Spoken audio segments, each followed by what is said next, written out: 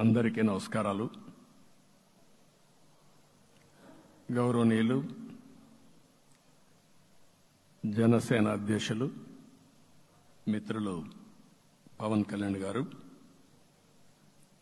అదే సందర్భంలో బీజేపీ రాష్ట్ర పార్టీ అధ్యక్షురాలు పురంధేశ్వరి గారు, గౌరవనీయులు అచ్చెన్నాయుడు గారు, ఈ సమావేశానికి విచ్చేసినటువంటి నూతనంగా ఎంపికైనటువంటి ఎన్డీఏ ఎమ్మెల్యే అభ్యర్థులందరికీ పేరు పేరున మనస్ఫూర్తిగా నమస్కారాలు, అభినందనలు, శుభాభినందనలు. అందరూ కూడా మనస్ఫూర్తిగా కంగ్రాచులేషన్స్. అదే సమయంలో మీరందరూ కలిసి నన్ను శాసనసభ నాయకుడిగా, ఎన్డీఏ శాసనసభ నాయకుడిగా ఎన్నుకున్నందుకు మనస్ఫూర్తిగా అందరికీ నమస్కారాలు తెలియజేస్తున్నా, అభినందనలు తెలియజేస్తున్నా, ధన్యవాదాలు. ఇప్పుడే మిత్రులు మాట్లాడారు. నేను కూడా చాలా ఎన్నికలు చూశాను.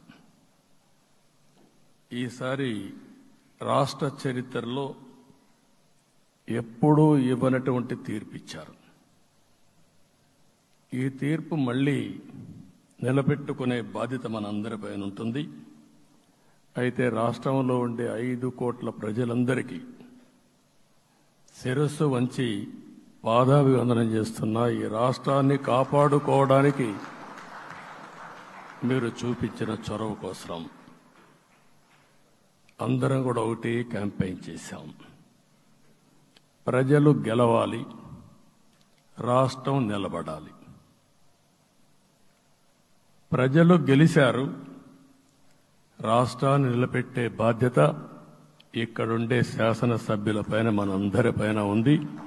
ఈ విషయం మనం గుర్తుపెట్టుకోవాల్సిన అవసరం ఉంది. ఒక అరాచక పాలన, ఒక విధ్వంసకర పాలన. మామూలుగా ఇది చూస్తే ఈ కూటమి ఏర్పాటు చేసినప్పుడు కూడా నేను ఎప్పుడూ మర్చిపోలేను. ఇప్పుడే పురంధేశ్వరి గారు చెప్పారు, పవన్ కళ్యాణ్ గారు చెప్పారు.